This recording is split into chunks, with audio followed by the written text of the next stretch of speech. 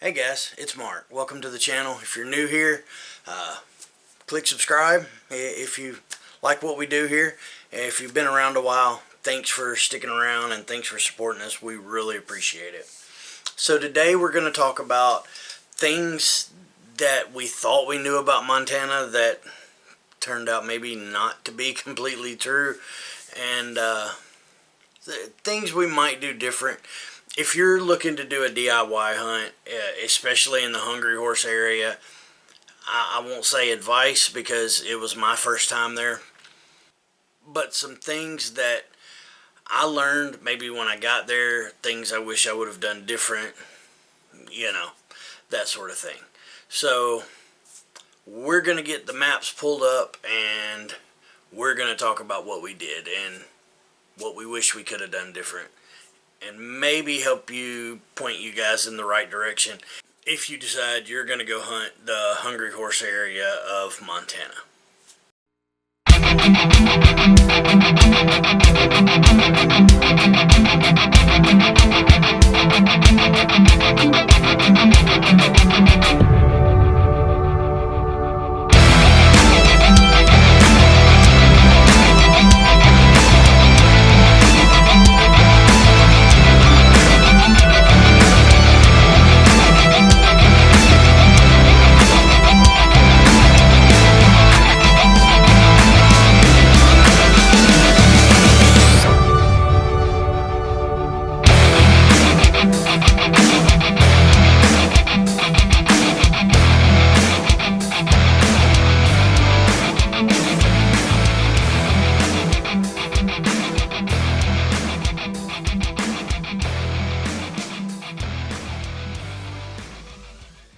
So, if you guys are planning on hunting around Hungry Horse in Montana, one of the first things I would warn you or advise you on is mountain fitness. So let's pull the maps up and take a look at kind of what we were dealing with out there. Okay, so first things first, we left here in West Tennessee, and the area we hunted, see, we came across to Kansas City, up across South Dakota, through this corner of Wyoming, Billings, Bozeman, and up into the mountains up here. So let's take a look at this area. It is the Hungry Horse in Flathead National Forest, just east of Flathead Lake. It's this mountain range right here, along the Hungry Horse Reservoir.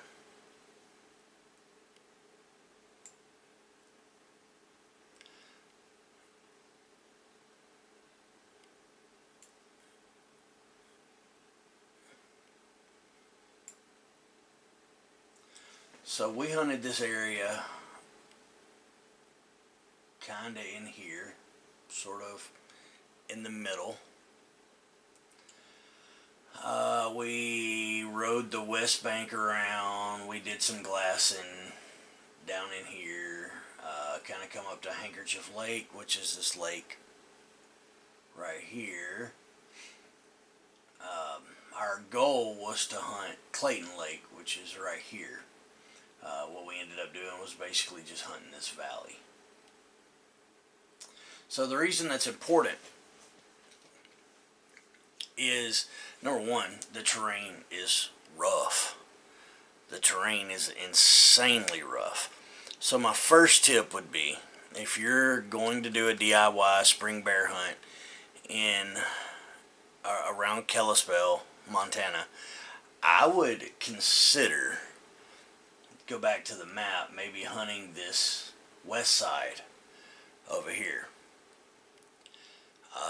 The reason why, actually, being up there and riding around and getting to see it and look at it, the west side's not nearly as sheer and vertical and deep as that right side, the east side. When I get it pulled up on Onyx and get it up on the screen here in a minute, you'll see the terrain is grossly different. It's a ridge that kind of separates the west side facing Kalispell. The right side is all cut up east and west. The west side is just kind of a north-south ridge, more or less, you know, and you can hunt all of those drainages down through there.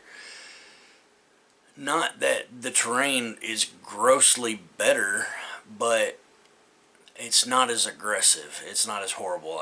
I said one of the first things you need to know about hunting Flathead, and maybe that applies to anywhere, but that was some of the roughest terrain I've ever hunted, is Mountain Fitness, because that land is intense. The area we hunted was about 2,500 feet in elevation gain, 3,000 feet in elevation gain, and that's pretty tough. So that west side, go back to the map, that west side is not as cut up and vertical. So that may be, you know, something to consider. So before we switch over to Onyx, I also want to say that my second big tip would be, I went out fully expecting to be able to run Forest Service roads and glass drainages. And then if I found somewhere I liked, I know a lot of the roads obviously have a terminus. They have an end, but you could hike past them. Montana Fish, Wildlife, and Park says those roads are open. All the information I could find on Hunger says those roads are open to motorized traffic. We got there, we found out every single one of them is closed. They're all barricaded. Doris Creek, Lost Johnny, Lid Creek,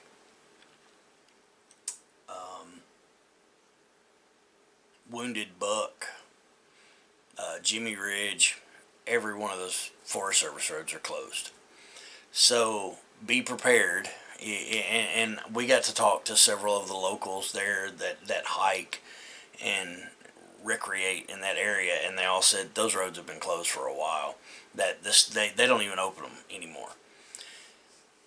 Continuing on that, the trails are not maintained, so plan on bushwhacking everywhere you go. So if you went in like we did, we went in with a plan, you know, we've only got 3 miles to hike. You just tripled or exponentially increased the time it takes, because to even get to the trailhead was 4 miles. So a 3-mile hike is now 7. If you do manage to make a good shot and they get down in the drainage, there's no access. There's no road access. Whereas normally, you know, you could follow the road and hike from the road. You can't do that here.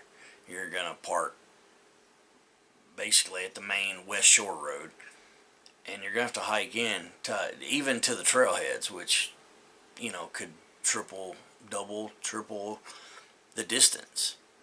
So let's get Onyx pulled up and let's take a look at some terrain.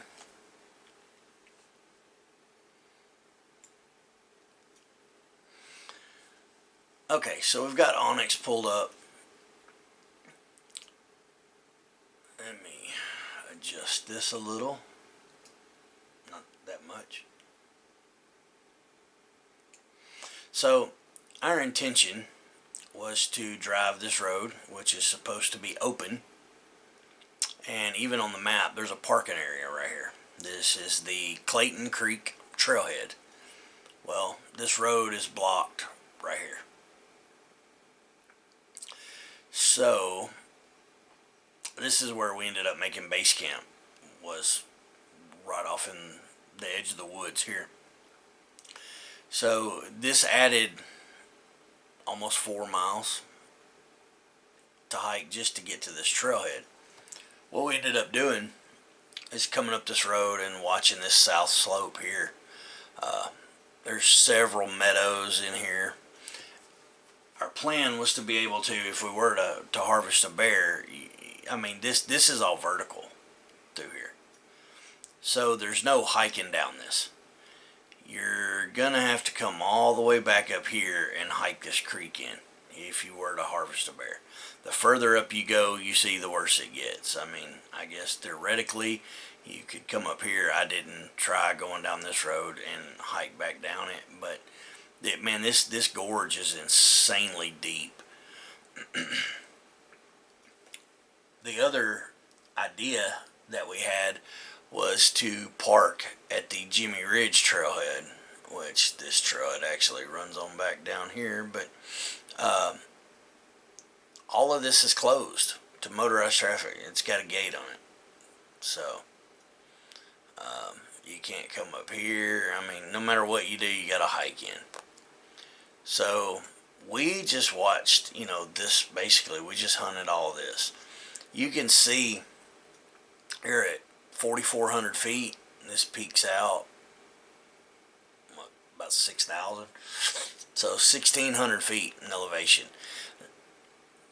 So my point is, number one, don't plan on having access to the roads. Number two, the trails are rugged. Now, the locals told me that even if you hunt that west side, coming into the Jewel Basin, the trails are still overgrown, poorly maintained, and you're very likely to be bushwhacking. Especially since what we do, we're going to go off trail. The season opens mid-April, runs to mid-June. We were there in mid-May, and it was already overgrown. Huckleberries, it's thick. So be prepared for that.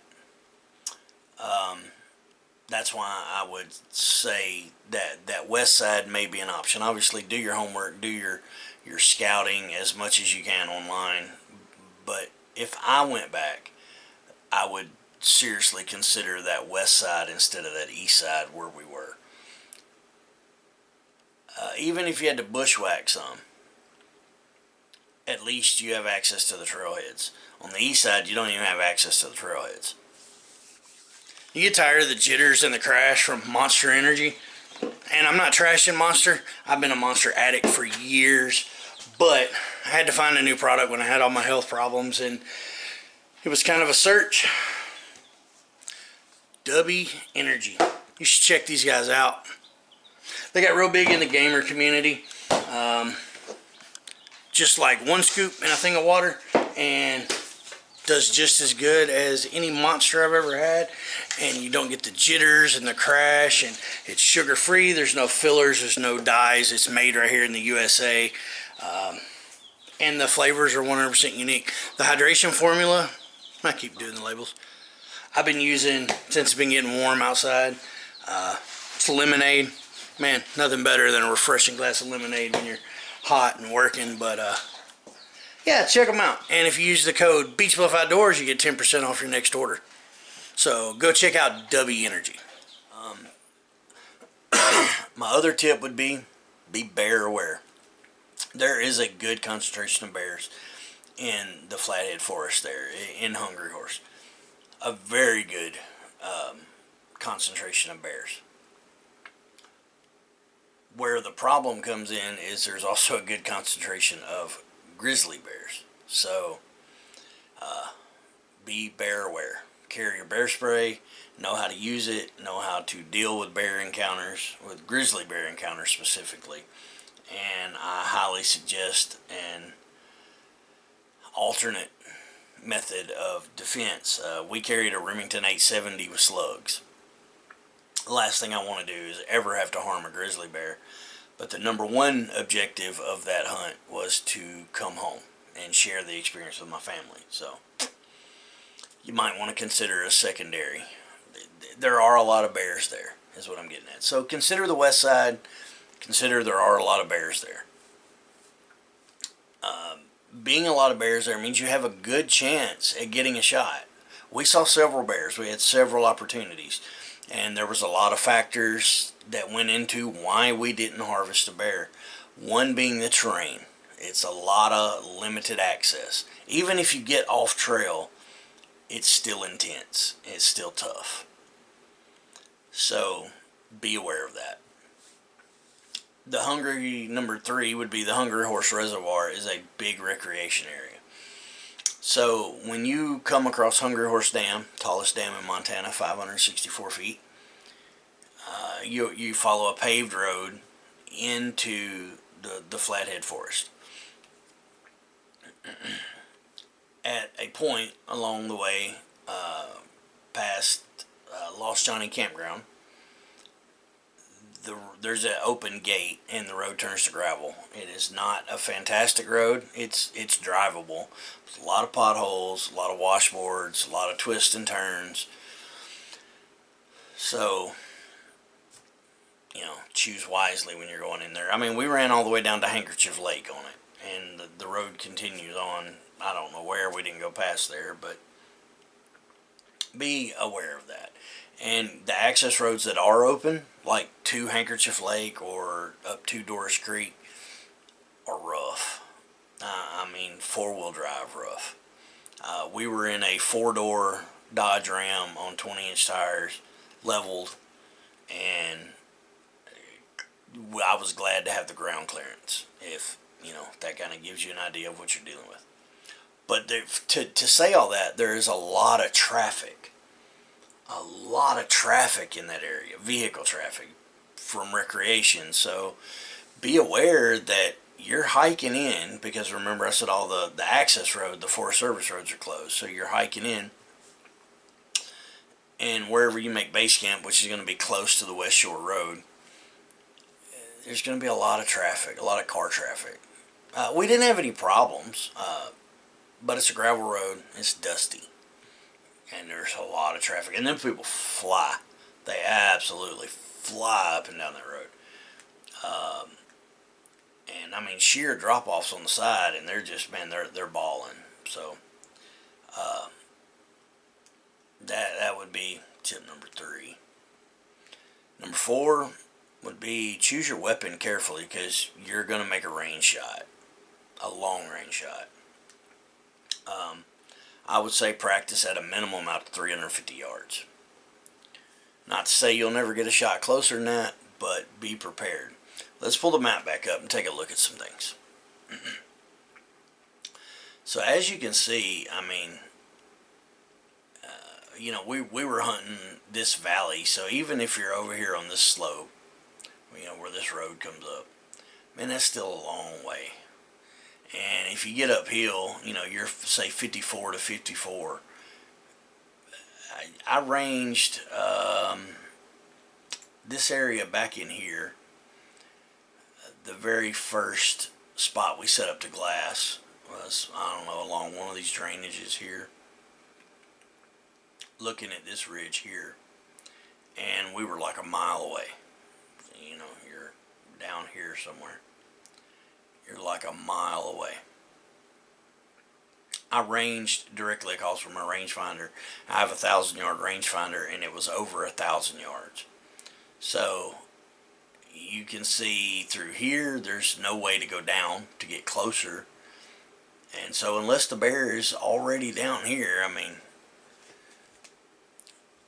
you're talking about some pretty long range shots. The last thing I would warn about is the weather. The weather is a big factor out there, because we were there, the weather was pretty, but it was 77 degrees. Remember, as soon as you pull that trigger and you make a good hit, you're immediately dealing with spoilage. The clock is ticking. Not to mention wolves and grizzly bears. The clock is ticking to collect your harvest and safely exfil from the area. And you're doing it in almost 80-degree heat. That I wore a t-shirt and like Sentinel, Bass Pro Sentinel pants and Army surplus undershirt, t-shirts during the day. Wore it all day long, was comfortable. At night, it got down, I think our first night there was 38. So it is cold at night. So that means you want to carefully choose your sleep system, your base layers, and even your outer layers, like your puffy coat or whatever you choose to take. So be aware. Don't let that weather fool you. It's beautiful during the day. You'll break a sweat. 80 degrees. You're like, man, this is wonderful. I'd stay up here forever. Yeah, it's going to be 40 at night. I'm a cold sleeper, so that was a big deal to me. So be aware of that. So you've got limited access, vehicle access, which is going to be increased foot time. Your foot time is going to be complicated by poorly maintained trails to even get into these zones. Weather is going to fool you. It's going to be great during the day and cold at night. There is a lot of vehicle traffic there.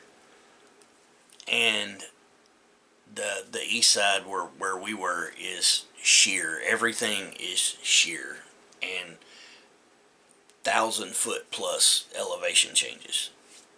When we left, we kind of scouted that west side a little bit, and man, it was so much milder. I mean, you may still have the elevation change, but it's over a bigger distance, which means the slope is more gradual. Your meadows are bigger. Your drainages are not, vertical. So that was some things we picked up. So that's going to wrap it up for this one, guys. I hope that helped. If you're planning a DIY hunt, good luck.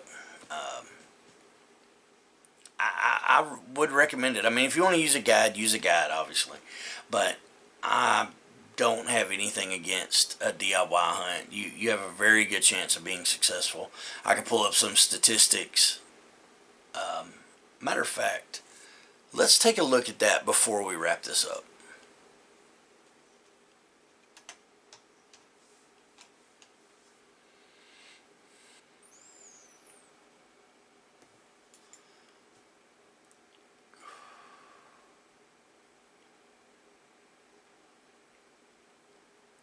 So, as you can see here, the last year we have available would be the 2024 report. So let's take a look at this report.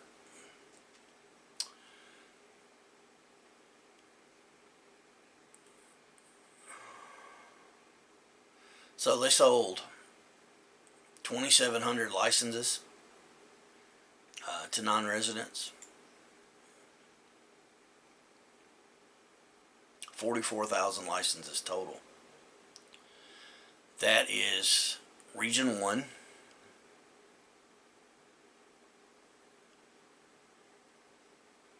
Trying to remember, I think that's 140. I'm pretty sure that's Region 140. It's either like 140 or, yeah, it's got to be 140, because I don't think it's 150. I'd have to go back and look at the map. I'm pretty sure it's 140. But non-resident, see, they only took 9 bears in 2024 in that area. All 9 were taken without dogs. 141, I believe, which is just right over towards Flathead Lake, they only took 1 bear, or 2 bears. So 11 bears killed by non-residents in that area. So that's something to think about. I mean, how many people hunted there? I promise you it was more than 11. So I don't know what the ratio is. I don't know how you would put a number on your success rates. Let's see, Northwest Spring non-resident killed 157 bears total. 155 of them hunting without dogs. And that's the whole Northwest region. And that was spring only, by the way. So if you go down here to 140 in the spring, non-resident, yeah, so they only killed 8. So that means only 1 was killed in the fall. So in 2024, only 8 bears were harvested in that area. You have a very good shot, but be prepared. It's rugged. It's going to be very limited access and difficult travel by foot. The high traffic area, big recreation area. There are a lot of resources there nearby. There's a really good restaurant there called Tex and Jerry's, a little bar and grill. Phenomenal food, super great service, and good prices. My buddy and I ate there for, I think, $40. And he had hot wings, I had a burger, and it's like homemade, delicious food. good prices. But Tex and Jerry's. There's also a supermarket there. There's a gas station just up the way. A very small town. Not a lot going on, but you know, if you need a bag of ice or something, you have options. But it is a high recreation area, so there is a lot of traffic there. The weather in May is funky, so be prepared. It's going to be really hot in the day, and it's going to be cold at night. If you're a cold sleeper, be prepared for that. A bag liner, quilt, base layers. Be ready for that. And other than that, man, mountain fitness. Get yourself physically prepared and be ready for what you're walking into, because it's rough. So that is going to do it for this episode. We're going to wrap this up, call this quits, and I hope we gave you some things you might could help you plan your trip a little better, or to be prepared. It's an amazing hunt. It's the hunt of a lifetime. I highly recommend it to anyone, and it's a really good area to hunt in my experience. I've only been there once, but there was a good concentration of bears there. The bears are there. You just got to be able to get within range of them, which is where we fell short. So good luck to you guys. I hope this helps, and leave us a comment. We'll talk about it. We don't know everything, and I'm definitely not telling you how to go hunt bears in Montana, because I've made it up as I went, and I'm still learning. Looking at maps, I see things that I did wrong or I could have done better. But good luck to you guys. Remember, use the code Beach Bluff Outdoors at W Energy and get 10% off your next order. And we'll see you in the next episode.